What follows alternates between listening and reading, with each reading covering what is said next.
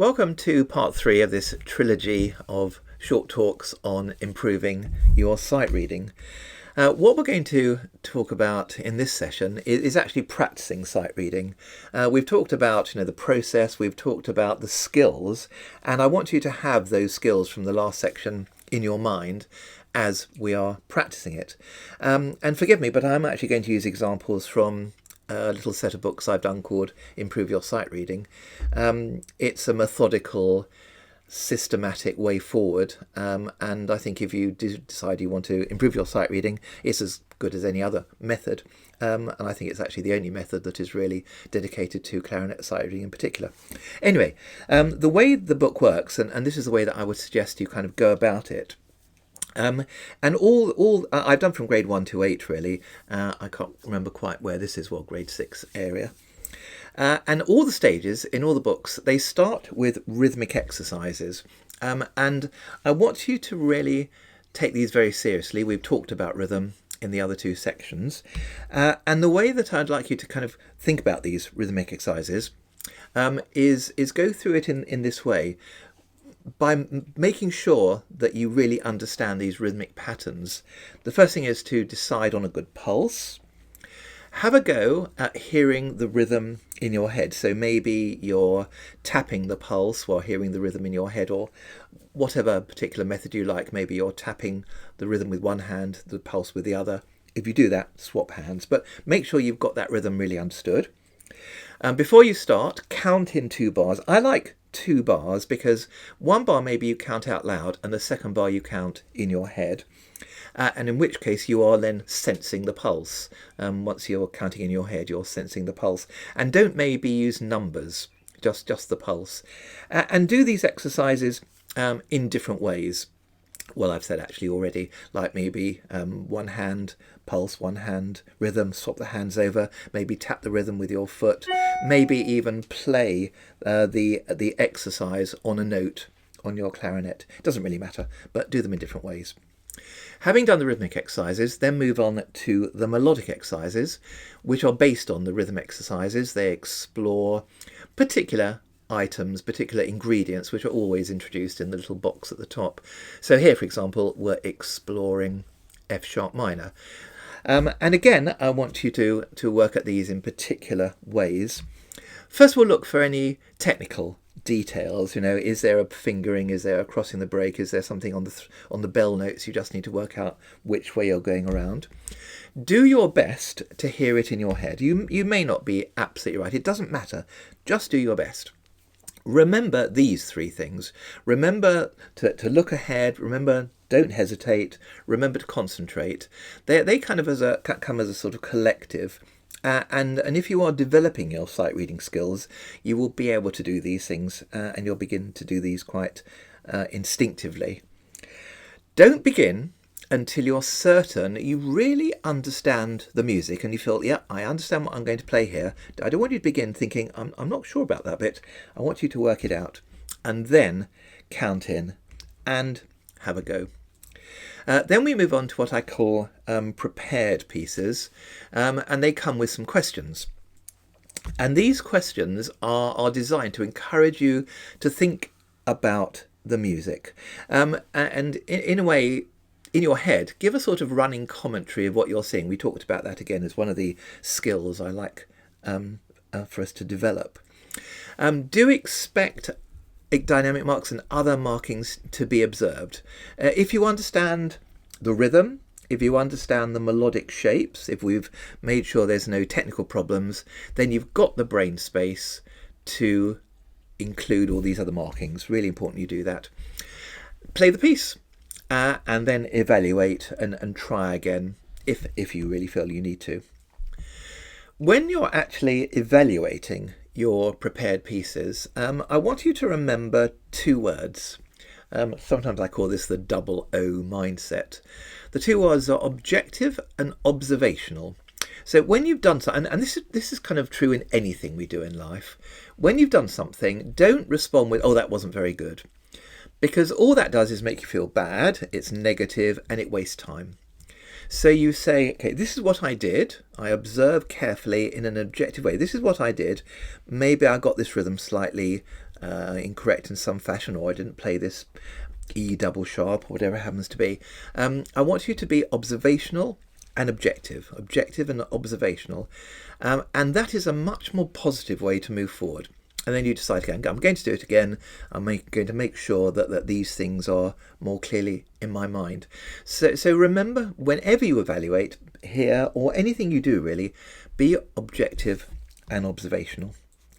And then we go on to the last bit in each stage, which I call going solo, which is simply a few pieces that take into account the ingredients, rhythmical ingredients, pitch ingredients, musical ingredients that we've been thinking about.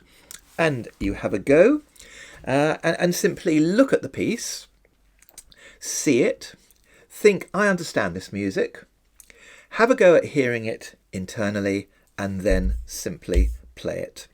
And that's the way forward. And if you get into that sort of regime, you really will improve. Here's a very important rule.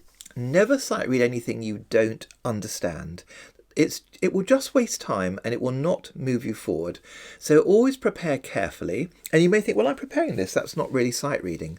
Well, it's the way to learn to sight read.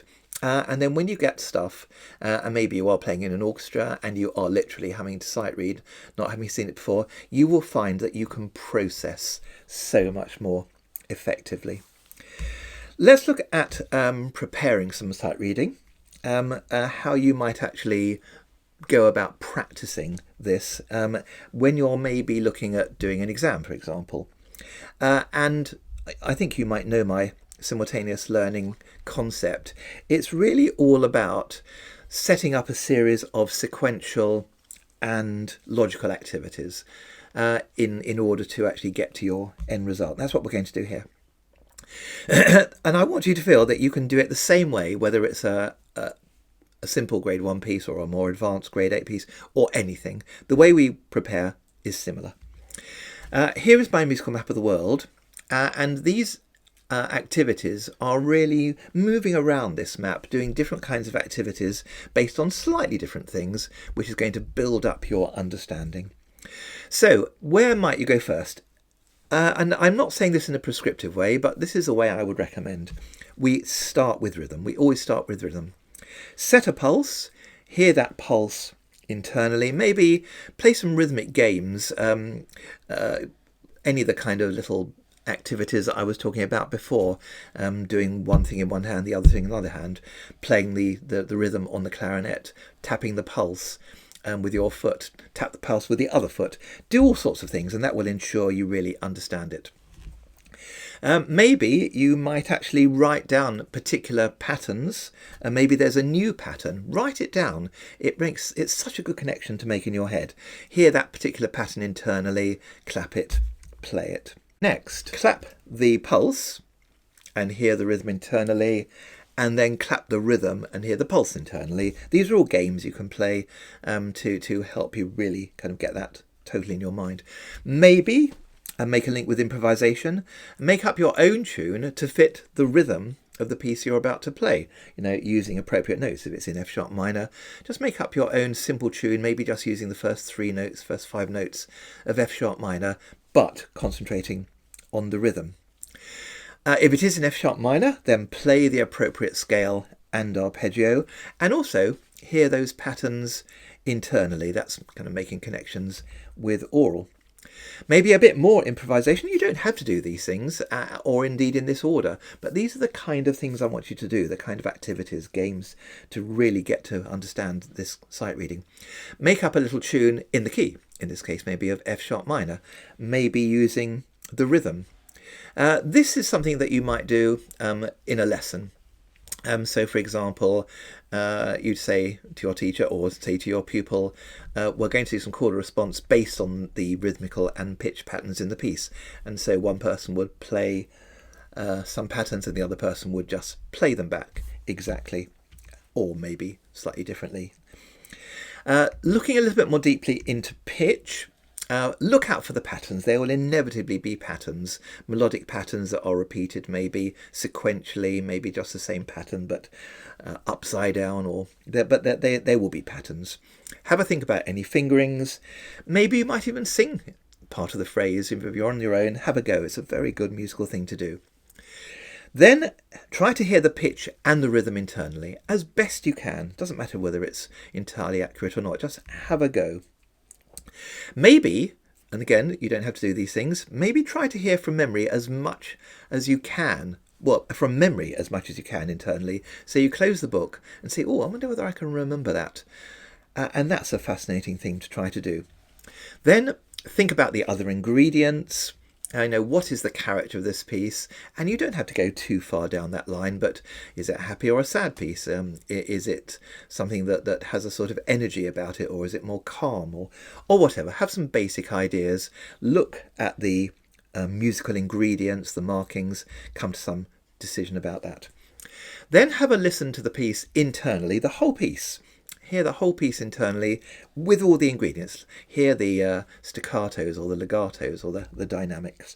And then sight read the piece as a performance. And I believe that you can still call that sight reading. You haven't played the piece, you are still sight reading it. And once you've done that, think about your performance objectively. And if you feel, if you were well prepared, you should have got it right. If you make a little slip, it really doesn't matter, but you might say, I didn't quite get that rhythm, I didn't hold that note long enough, I didn't get the E sharp, and maybe you want to play it again. And in that bit of work you did, it's a totally positive thing. You prepared carefully, so to really some degree you will have completed the task successfully. That gives you a positive feeling of accomplishment, that gives you confidence, and it gives you the motivation to do some more. You didn't do it badly. You didn't do it and you felt, I really wasn't very happy with that. I wasn't very convinced by that. It gave you that sense of positive confidence, and you will go on and do more. And in that bit of working, you made connections with so many different areas of music. And so you really improved as a musician. It takes a bit of commitment to practice like this. It takes a bit more time, but that is fine. It's time really well spent. I don't want you to believe this. Some people think, some people simply can't sight read. It is not true. We can all learn to sight read, and you don't have to do it exactly as I've suggested, but that's a way. Forgive me, I have done this series. Takes you from sort of grade 1 to grade 8, really, and it's a very methodical and systematic way of learning. And as I indicated earlier, each stage is the same throughout the whole series, and it will teach you systematically how to sight read. So I hope that's been helpful. It's a little introduction to a technique, a skill that we can all learn if we want to.